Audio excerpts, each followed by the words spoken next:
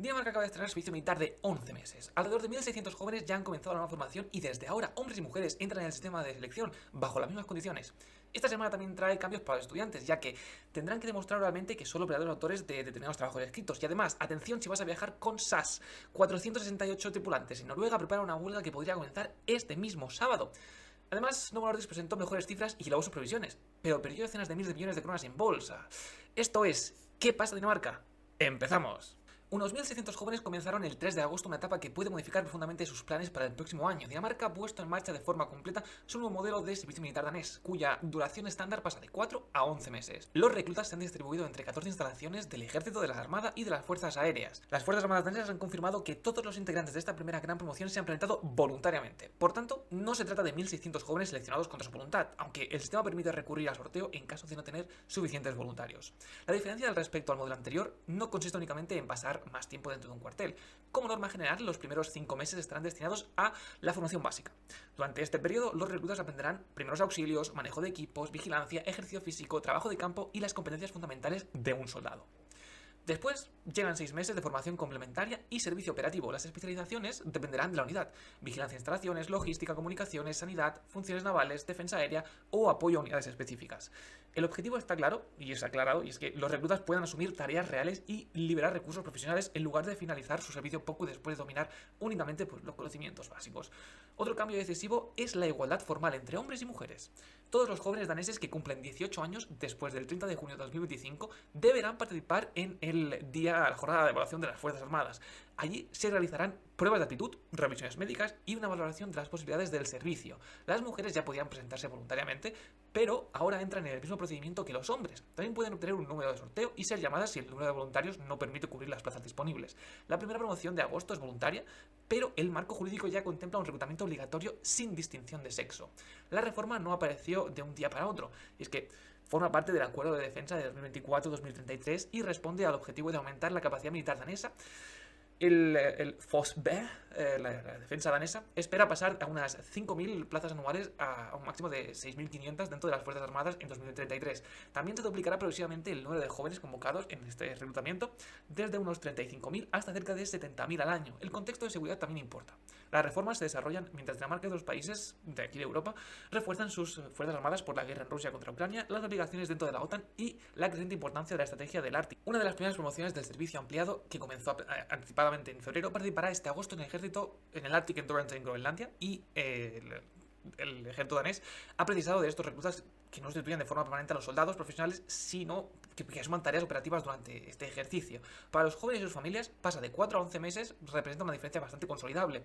El servicio puede obligar a aplazar estudios, reorganizar un empleo, abandonar temporalmente una vivienda o cambiar planes de viaje. También ofrece un tiempo para que estas personas adquieran una especialización y valoren una carrera posterior en las Fuerzas Armadas. La ampliación plantea además retos prácticos para la administración. Se necesitan más instructores, más uniformes, más material, dormitorios, espacios de entrenamiento, y el ejército danés ha reconocido que las instalaciones actuales no son suficientes para alojar inmediatamente a los reclutas previstos cuando el sistema alcance su máxima capacidad. El nuevo modelo, pero, no significa que cualquier joven pueda entrar y ser enviado automáticamente a una operación internacional. El uso de los reclutas dependerá de su formación, de las reglas aplicables y de las tareas asignadas. Participar en un ejercicio en Groenlandia tampoco equivale a un despliegue de combate. Lo confirmado es que Dinamarca quiere que el servicio militar vuelva a proporcionar capacidad operativa y no sea únicamente una introducción breve a la vida castrense. El siguiente punto de atención será comprobar cuántos jóvenes continúan presentándose voluntariamente y cuántos de las nuevas promociones comprenden plenamente que el compromiso dura casi un año. Si los voluntarios no bastan, el sorteo adquiere una importancia bastante mayor.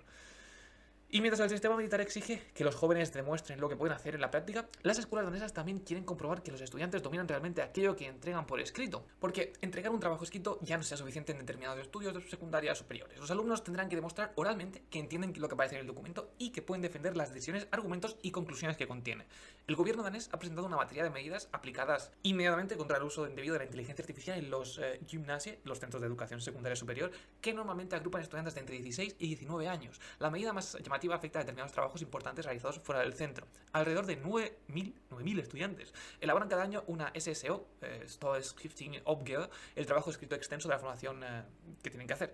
El nuevo planteamiento incluye una defensa oral para comprobar que el estudiante domina el contenido presentado. Aquí conviene introducir una pequeña precisión, y es que el gobierno ha anunciado que la medida debe entrar en vigor, pero el Ministerio de Educación todavía debe hablar con los centros sobre la forma concreta de hacer esta organización y de organizar la defensa oral.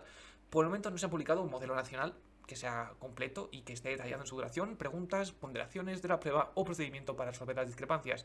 No es correcto afirmar que todos los trabajos escritos de todos los estudiantes daneses tendrán desde mañana un examen oral adicional. Eso es así.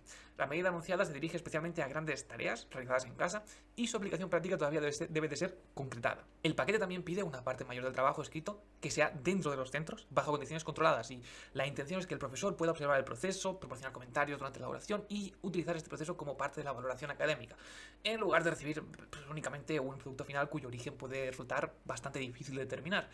Durante los exámenes escritos, los centros deben utilizar sistemas que permitan supervisar el uso de ordenadores. También deben de emplear barreras o filtros para eliminar el acceso a recursos no autorizados. El problema no es que toda la utilización de inteligencia artificial esté prohibida. La línea oficial danesa distingue entre una herramienta de aprendizaje y un mecanismo para presentar como propio un trabajo generado por otras personas o por un sistema automático. Y el Ministerio danés de Educación ya ha realizado experimentos en los que se permite utilizar inteligencia artificial durante determinadas fases de una prueba, y un proyecto de inglés, por ejemplo, se combinaron ejercicios analógicos con otros digitales y se permite el uso de herramientas generativas durante la preparación de una prueba oral. El propósito es encontrar formatos que permiten utilizar tecnología sin perder la capacidad de evaluar el trabajo independiente del alumno. La urgencia del nuevo paquete se entiende mejor al observar los datos del Denmark Evaluation Institute, que es el Instituto Danés de Evaluación, ya que según la encuesta publicada en febrero, 2 de cada 3 alumnos de educación secundaria superior reconocen haber utilizado al menos una vez la herramienta de inteligencia artificial de una manera que ellos mismos consideran engañosa en una entrega individual. El estudio también detectó un efecto colectivo, y es que el 45% temía obtener peores calificaciones debido a la manera que sus compañeros empleaban la inteligencia artificial. Cuantos más alumnos pensaban que los demás recurrían a ella, mayor era su propia disposición a utilizarla para evitar quedarse en desventaja. La investigación no presenta a todos los estudiantes como tramposos habituales. También muestra que hay muchos jóvenes que están preocupados por su propio aprendizaje. El 40% de quienes utilizan inteligencia artificial dijo sentir que la herramienta los volvía más perezosos. El 32% temía que pudieran perjudicar a su aprendizaje a largo plazo. Y al mismo tiempo, el 30% consideraba poco claras las reglas de su centro sobre lo que estaba permitido y lo que se consideraba fraude. Este último dato explica uno de los mayores desafíos, y es que pedir una aplicación que corrija la gramática de una frase, que proponga una estructura o que explique un concepto no es necesariamente lo mismo que ordenar a una inteligencia artificial que te redacte un trabajo completo. Sin reglas suficientes y suficientemente concretas, los alumnos y profesores pueden interpretar de manera diferente dónde termina la ayuda y dónde comienza el engaño. La defensa oral puede reducir parte del problema porque desplaza la evaluación desde el texto final hacia la comprensión del estudiante. Sin embargo, tampoco demuestra automáticamente que quien escribió esta frase sea consciente de lo que significa. Un alumno podría memorizar un documento generado por inteligencia artificial, mientras que otro, que haya utilizado su propio trabajo, podría tener dificultades para defenderlo oralmente por ansiedad, discapacidad o simplemente problemas de expresión. Por eso serán más importantes los criterios de la implementación, las adaptaciones para estudiantes con necesidades específicas y la formación de los docentes. El gobierno también prepara una estrategia nacional sobre inteligencia artificial para todo el sistema educativo, y esta estrategia tendrá que abordar no solo el fraude, sino también la protección de datos, la igualdad de acceso, la formación crítica y los usos educativos legítimos. El siguiente paso será la conversación del ministerio con profesores, alumnos y direcciones de los centros. Hasta que se publique este procedimiento definitivo, lo confirmado es que el cambio de dirección va en dirección a la Dinamarca, evaluará el proceso, comprensión, y que dependerá menos del texto producido fuera del aula. Pero las escuelas no son el único lugar donde un desacuerdo amenaza con alterar los planes de miles de personas. Y es que en SAS, una votación salarial ha vuelto a colocar la palabra de huelga en el calendario. ¿Viajas con SAS? Bueno, pues ten en cuenta que viajar con SAS durante los próximos días tienes que prestar extensión a tu vuelo antes de ir hacia el aeropuerto, ya que un total de 468 trabajadores del personal de cabina de SAS en Noruega preparan una huelga que podría comenzar el sábado 8 de agosto. La convocatoria llega después de que la mayoría de los afiliados del Fellesforbundet rechaza una votación el acuerdo salarial que sus representantes habían negociado con SAS y NHO Luftfart, la organización patronal del sector aéreo noruego. Parat, otro sindicato que representa al personal de cabina, informó que sus miembros también rechazaron la propuesta. Y según Reuters, este sindicato podría convocar una huelga con bastante poca antelación si no se alcanza una nueva solución. En este momento, la huelga no ha comenzado. A día de hoy a lo mejor, cuando estoy grabando esto, pero también puede evitarse si es que las partes reabren las negociaciones y acuerdan una propuesta de que los trabajadores consideren suficientemente buena. El responsable negociador del Fellesforbundet ha dicho que todavía ve posibilidades de impedir este conflicto. Para entender cómo se ha desarrollado hasta aquí y cómo hemos llegado hasta este punto, hay que retroceder hasta mayo. Las negociaciones comenzaron alrededor de 480 trabajadores representados por esta entidad. Este sindicato reclamaba mejoras salariales, condiciones de trabajo menos exigentes y una mayor previsibilidad de los horarios. Tras una primera interrupción y una ruptura formal de las conversaciones, las partes acudieron al Servicio Nacional de Mediación de Noruega. El 24 de junio, después de más de 15 horas adicionales de mediación, los negociadores anunciaron un acuerdo provisional. Hasta aquí bien. La propuesta incluía un aumento general de 9 coronas noruegas por hora, una modificación del suplemento de vuelo para que equivaliera pues, a un 9,5% del salario base y una subida de complemento de los pursers, los responsables de cabina, especialmente para quienes habían asumido este puesto después de 2012. También se acordó una nueva fórmula destinada a medir y limitar la carga negativa de los turnos, así como mejorar las relaciones con determinados permisos familiares. La delegación sindical recomendó a los trabajadores votar a favor, pero un acuerdo alcanzado por los negociadores no se convierte necesariamente en convenio definitivo, y es que los afiliados debían ratificarlo mediante una votación interna, la cual la mayoría rechazó. El sindicato sostiene que el personal de cabina de SAS continúa rezagado respecto a la evolución salarial del resto de la sociedad. La empresa, por su parte, expresó su decepción por el resultado y afirmó que prepararía el terreno para reanudar las conversaciones cuanto antes pudieran. El antecedente más cercano es la huelga del mes de agosto de 2024. Aquel conflicto duró 4 días y provocó cancelaciones, aunque finalmente las partes alcanzaron un acuerdo antes de que la movilización se ampliara. La experiencia demuestra que una solución rápida sigue siendo posible, pero también las interrupciones pueden comenzar antes de que se firme un nuevo pacto. ¿Qué significa esta situación para los pasajeros en Dinamarca? La convocatoria afecta directamente al personal contratado en Noruega, no a todos los trabajadores de SAS en Dinamarca, Suecia y el resto de la compañía. Por tanto, no debe afirmarse que todos los vuelos de SAS van a cancelarse. El riesgo más evidente corresponde a los vuelos operados con tripulaciones noruegas y a los desplazamientos que incluyen aeropuertos de Noruega.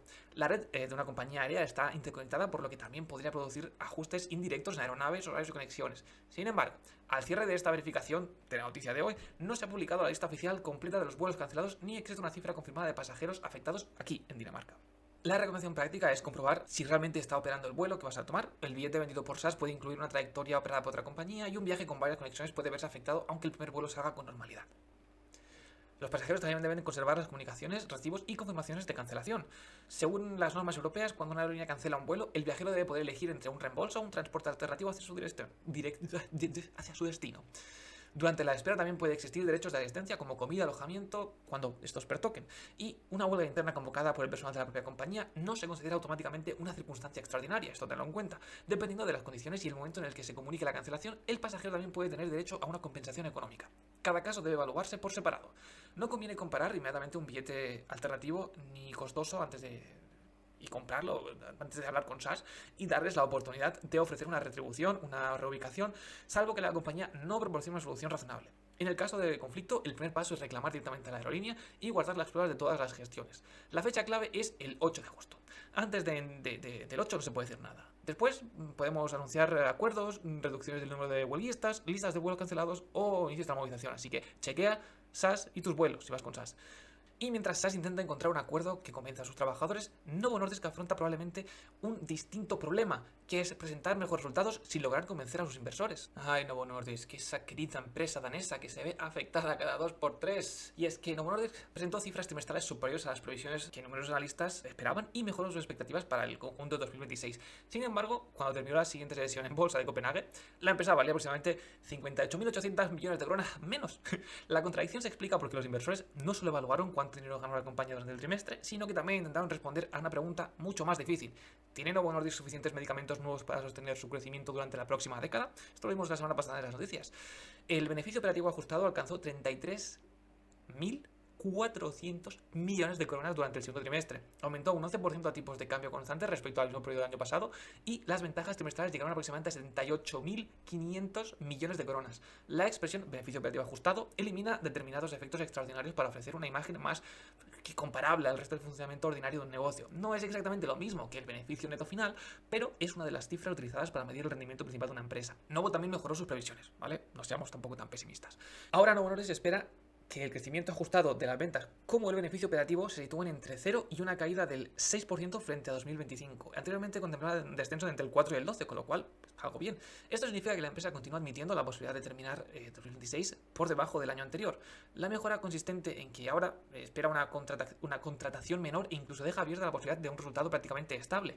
Una de las principales razones es la pastilla Wegovy. Wegovy pertenece a la familia de los medicamentos de GLP-1 que actúan sobre el mecanismo relacionados con el azúcar en sangre y el apetito. Lo conocemos todo. Wegovy viene a ser Ozempic, pero brandeado para hacer otras cosas, con una marca diferente. La versión oral comenzó a venderse en Estados Unidos a principios de 2026 y se ha convertido en uno de los principales motores de la compañía. Según DIAR, se habían emitido más de 5 millones de recetas en Estados Unidos desde el lanzamiento. El producto también llegó a Emiratos Árabes Unidos, Reino Unido y Novo presenta nuevas introducciones europeas tras recibir la autorización de la Comisión Europea. Pero las ventas de la pastilla durante el trimestre fueron ligeramente inferiores a las expectativas más optimistas.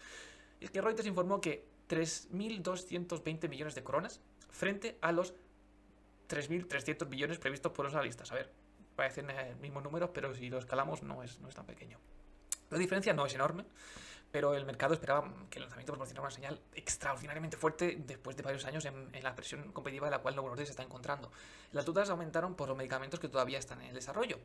Cagrisima, una combinación experimental de la diabetes y la obesidad que consiguió resultados similares a la tirzepatida de Eli Lilly en pérdidas de pesos durante estudios con pacientes de diabetes tipo 2, pero no llegó a superar el control de azúcar en sangre. Para los inversores no basta con que el producto funcione.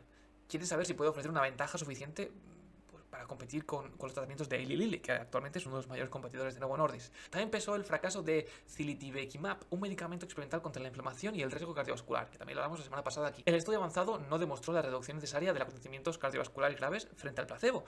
Novo ha enseñado que el resultado no cambia sus previsiones operativas para el 2026, pero provocará un deterioro contable durante el tercer trimestre y alimentará las dudas sobre la diversificación de la compañía fuera de la diabetes y la obesidad. La sesión del miércoles comenzó con una caída próxima al 3% y llegó a perder más del 7%. Finalmente cerró con un descenso del 4,3 hasta 294 coronas la acción. Según MarketWire, la reducción equivalió a aproximadamente 58.800 millones de coronas de capitalización bursátil, dejando el valor total de la empresa cerca de 1,3 billones de coronas. No significa que Novo perdiera 58.800 millones de coronas de dinero disponible en sus cuentas. Significa que el precio del mercado asignado al conjunto de las acciones se redujo en esa cantidad durante esta sesión. La empresa continúa siendo enormemente rentable, ¿vale? Esto que quede claro, no está en ruinas. El problema es que expectativas. Novo Nordisk debe demostrar que puede competir contra Eli Lilly y desarrollar sucesores antes de que la protección de las patentes de semaglutida, el principio activo de juego, y Ozempic comience a debilitarse en la próxima década. El consejero delegado, Mike Doustad, reconoció que la compañía necesita acelerar la investigación, aprender de los fracasos y tener mayores proyectos capaces de convertirse en medicamentos importantes.